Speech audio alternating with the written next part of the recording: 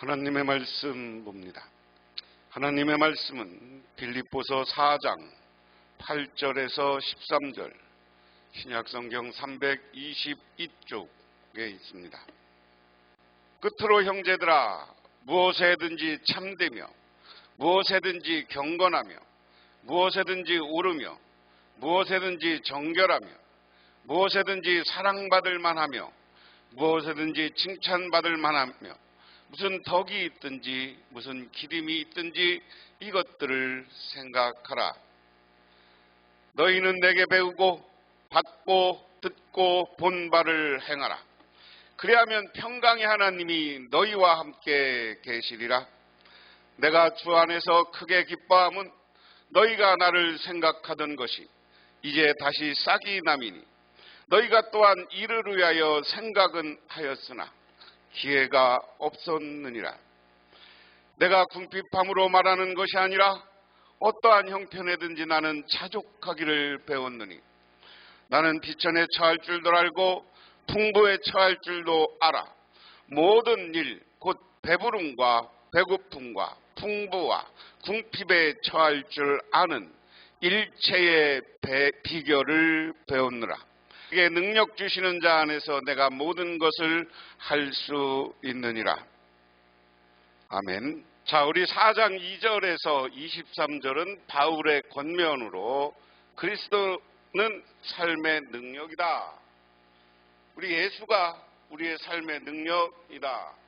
그를 의존하라. 그래서 하나님께 예수께 모든 것 맡기면 평안의 기쁨이 있다. 바울은 빌립보 교인들에게 애정을 가지고 권면의 말씀을 전한다. 나의 삶의 능력은 그리스도를 의존하는 데서 온다. 사도 바울이 능력받고 여러 가지 기적을 행하고 할 수 있는 일은 예수 그리스도를 믿고 의존하는 데서 모든 능력이 나온다.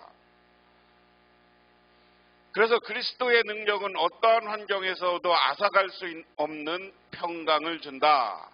그게 이제 빌립보서 4장 1절에서 9절 말씀이고요. 모든 것을 염려하고 아무것도 하지 않는 것이 아니라 모든 염려를 기도로 바꾸고 아무것도 염려하지 않는 것이다. 그랬습니다. 오늘 배울 말씀은 그리스도의 능력은 어떠한 환경도 극복할 수 있는 만족을 준다. 그리스도인의 삶은 그리스도를 통하여 그 삶을 살 수 있는 능력을 얻지 못한다면 불가능하다. 다시 말해서 우리 그리스도인들은 예수를 믿고 기도하는 가운데 그분이 주시는 능력, 성령을 통해서 주시는 능력, 이것을 얻어야만 그리스도인은 살 수가 있다. 우리가 모든 것을 할 수 있다. 그것은 어디서? 마지막 13절을 말씀에 나오는 건데, 우리에게 능력 주시는 자 안에서 우리는 모든 것을 할 수 있다 하는 게 오늘 말씀의 요지입니다. 그래서 이 말씀을 하나하나 살펴보면 다시 끝으로 형제들아, 무엇에든지 참되며 무엇에든지 경건하며 무엇에든지 옳으며 무엇에든지 정결하며 무엇든지 사랑받을 만하며 무엇에든지 칭찬받을 만하며 무슨 덕이 있든지 무슨 기림이 있든지 이것을 생각하라. 여러분, 세 번역으로 보면 마지막으로 형제자매 여러분, 무엇에든지 참된 것과 무엇이든지 경건한 것과 무엇이든지 옳은 것과 무엇이든지 순결한 것과 무엇이든지 사랑스러운 것과 무엇이든지 명예로운 것과 또 덕이 되고 칭찬받을 만한 것이면 이 모든 것을 생각하십시오. 바울은 새로운 주제로 넘어가기 위해 끝으로라는 단어를 사용합니다. 그리스도인이라면 지켜야 할 신앙의 덕목 8가지를 제시합니다. 그러면서 먼저 무엇에든지로 번역된 말은, 무엇에든지라는 말은 호사라는 말을 사용하면서 이것을 되풀이해서 성도들이 지켜야 될 덕목 8가지, 그 다음으로 무엇에 있든지라는 구절을 사용함으로써 강조하는 덕목, 이렇게 해서 전체 8가지 덕목을 이야기하고 있다. 그러면 먼저 성도들이 지켜야 될 덕목 6가지는 뭐냐? 무엇에든지 참되며, 즉 진실하고 진실을 말하며 사랑해야 한다 하는 겁니다. 두 번째, 경건해야 한다. 인격이 성품면에서 고상하고 기품 있음을 뜻합니다. 하나님 앞에서. 그 다음에 세 번째, 옳아야 한다. 하나님의 말씀에 비추어 옳아야 하며 하나님의 의의 기준에 부합해야 한다. 성도는 하나님이나 인간의 관계에 모두 의로워야 된다. 네 번째, 정결해야 된다. 세 번역으로는 이것은 순결이라는 말로 해석했습니다. 윤리적으로 순결할 뿐만 아니라 삶의 모든 영역에서 동기와 행위가 순수해야 하는 것을 의미합니다. 사랑받을 만해야 한다. 남으로부터 우호적인 호감과 애정을 받는 것을 말한다. 여섯 번째, 칭찬받을 만해야 된다. 선하고 신뢰하는 많은 삶으로 좋은 평판을 받는 것을 뜻한다. 다음으로 무엇에든지로라는 말을 사용해서 덕과 기림을 강조합니다. 덕이 윤리적으로 탁월함을 강조한다면 기림은 하나님과 사람에게 칭찬받을 것을 강조합니다. 바울은 빌립보 성도들은 위에서 제시한 8가지 신앙의 덕목을 함양할 수 있도록 숙고하고 그리고 그렇게 살아야 된다. 지난 시간에 빌립보 교회 안에 우리는 이미 구원받았으므로 윤리와 도덕을 지키지 않아도 된다 라는 사람들이 있다고 그랬어요. 그 사람이 반윤리적인 사람들. 그러니까 이 사람들은 윤리적인 것을 거부하는 거예요. 이런 반윤리적인 파를 지난 시간에 사도 바울은 아주 거짓말쟁이하고 개 같은 사람이라고 이런 사람들을 표현했어요. 그러면서 바울은 그러면 우리 기독교인들은 어떻게 살아야 되냐? 새로운 윤리, 신앙인의 윤리 또는 덕목. 또 바울은 반윤리적인 파에 앞서 이 사람들은 안 된다, 이렇게 살면 안 된다고 하면서 신앙인 그리스도인들이 새로운 윤리와 덕목을 가지고 살아야 된다. 그것을 가지고 오늘 8절에 8가지를 참되 무엇에든지라는 말과 함께 8가지 이야기를 하고 있다. 그래서 우리 기독교인들도 오늘날 우리 신앙인들도 이 8가지 덕목을 잘 생각하고 살아야 되는 거예요. 그 다음에 행하면 함께 하시리라. 너희는 내게 배우고 받고 듣고 본 바를 행하라. 그리하면 평강의 하나님이 너희와 함께 계시리라. 그리고 여러분은 나에게 배운 것과 받은 것과 듣고 본 것을 실천하십시오. 그리하면 평화의 하나님께서 여러분과 함께 하실 것입니다. 바울은 자신을 모델로 삼아 배우고 받고 든 바를 실천하라고 당당히 말합니다. 자, 우리가 한번 생각해 봐야 돼. 지난주에 얘기한 것처럼 오늘날도 예수 믿는 사람들이 믿음으로 구원은 받았어요. 누구를 믿어? 그리스도를 믿음으로 우리를 구원을 받았다, 이렇게 얘기했어요. 그런데 이 믿음으로 구원받고 나니까 우리는 이미 구원받으니까 쾌락주의, 반윤리적인 삶을 살아야 된다고라는 잘못된 거짓 교사들이 나타난 거예요. 그런데 거짓 교사들이 나타났는데 그 거짓 교사들에게 앞에서 뭐냐? 우리는 구원받았지만 이제 무슨 삶을 살아야 된다? 성화된 삶을 살아야 된다. 성화, 성숙, 성화되고 성숙한 모습의 삶을 살아야 된다. 그래서 이 성화와 성숙을 위해서 신앙인들이 갇혀있고 지키고 행하고 살아야 될 앞에서 8가지 덕목을 이야기합니다. 그러면 사도 바울은 자기는 이 8가지 항목을 다 지키고 살았다는 거예요. 그리고 이렇게 지키고 살면 하나님이 그 다음에 주는 게 있다. 평화를 준다라는 거예요. 평화를 하나님께서는 주신다. 평화는 뭡니까? 하나님 나라예요. 그렇기 때문에 우리는 사도 바울로부터 듣고 배운 것을 잘 지키고 실천하고 살아야 된다. 그것은 앞에 있는 8가지 덕목과 관계가 있습니다. 그 다음에 10절에 나를 생각하던 것, 내가 주 안에서 크게 기뻐하면 너희가 나를 생각하던 것이 이제 다시 싹이 나미니 너희가 또한 이를 위하여 생각하였으나 기회가 없었느니라. 나를 생각하는 마음이 여러분에게 지금 다시 일어난 것을 보고 나는 주님 앞에서 크게 기뻐하였습니다. 사실 여러분은 나를 항상 생각하고 있지만 그것을 나타낼 기회가 없었던 것입니다.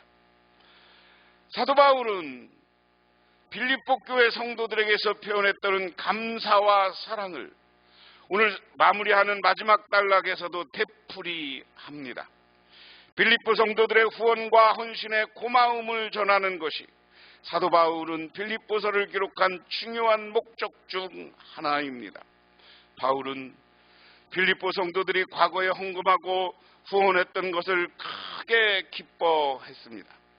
이것은 세속적인 기쁨이 아니라 주님이 주시는 기쁨으로 기쁨의 근원인 주님 안에서 기뻐했고 현재도 기뻐했다 하고 있다는 겁니다.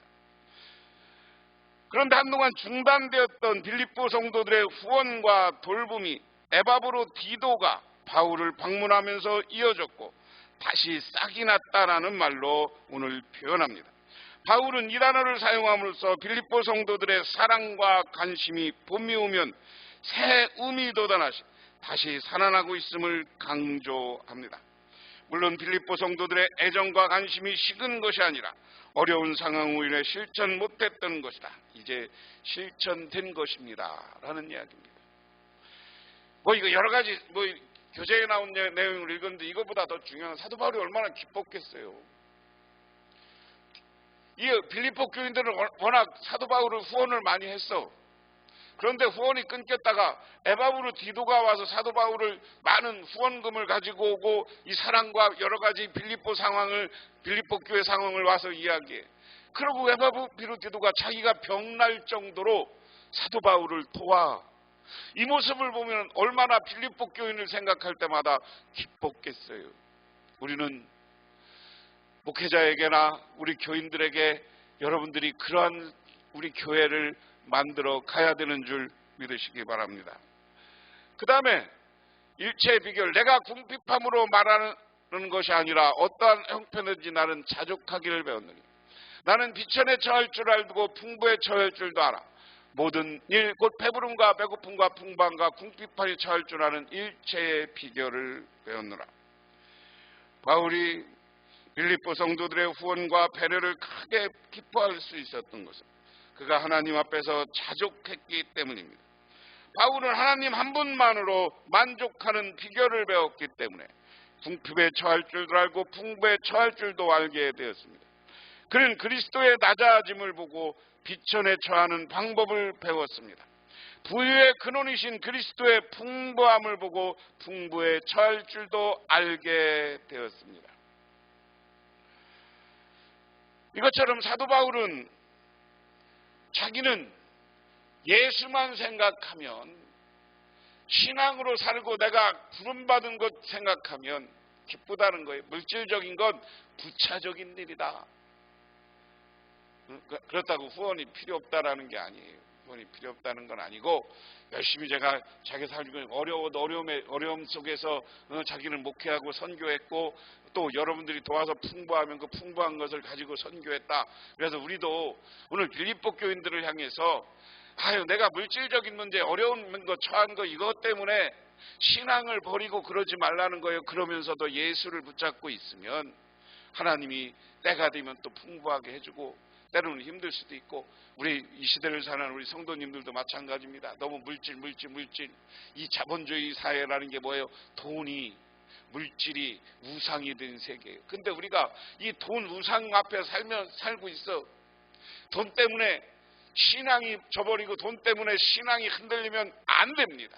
그래서 여러분들은 정말 예수만 바라보는, 하나님만 바라보는 저와 여러분이 되기를 주님의 이름으로 축원합니다. 그러면서 내게 능력 주시는 자 안에서 내가 모든 것을 할 수 있느니라. 나에게 능력 주시는 분 안에서 나는 모든 것을 할 수 있습니다. 바울은 모든 환경과 고난 가운데 자족할 수 있는 이유는 그리스도께서 능력을 주시기 때문이다 라는 겁니다. 능력을 주시는 분은 그리스도이시며 그리스도께서 지금 중단 없이 지속적으로 능력을 주심을 의미합니다. 바울이 말하는 모든 것을 할 수 있다는 의미는 초월적인 능력을 부여받아 무엇이든지 할 수 있는 뜻이 아닙니다. 오히려 더 환난과 역경 가운데서 그리스도를 통해 그리스도께서 주시는 능력으로 이겨갈 수 있다는 의미입니다. 그러므로 여기서 할 수 있다로 번역된 이스키우는 일반적으로 현재를 나타내는 현재 직설법 능동태로서 바울의 과거에도 현재에도 미래에도 그리스도인에서 어떤 고난과 역경이 닥쳐와도 기쁨과 감사함으로 헤쳐나갈 수 있다는 뜻입니다. 다시 한번 강조합니다.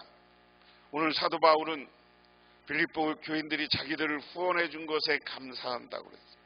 그리고 자기가 선교하면서 어려움이 있고 힘들 일이 있었지만 자기는 비천에 처할 줄도 알고 풍부에 처할 줄도 안다. 그래서 내게 능력 주신 분 예수 그리스도 안에서 나는 모든 것을 할 수 있다라고 생각하고 그분을 바라보며 살아가라는 거예요. 오늘날 살아가는 우리들도 하나님이 여러분에게 능력 줄 때 전도의 능력, 선교의 능력, 부흥의 능력, 여러분의 가정의 축복과 풍요의 능력이 찾아오게 될 줄 믿으시기 바랍니다. 기도하겠습니다. 하나님 아버지 감사합니다. 우리는 하나님이 주시는 능력 안에서 모든 것을 할 수 있습니다. 그러기에 오늘 살아가는 현상과 여러 가지 닥쳐오는 어려움과 고난 때문에 신앙을 저버리지 않게 하옵시고 오직 하나님만 바라보고 하나님의 주시는 능력을 받는 우리 모두가 되게 하옵소서. 예수님 이름 받들어 기도드리옵나이다.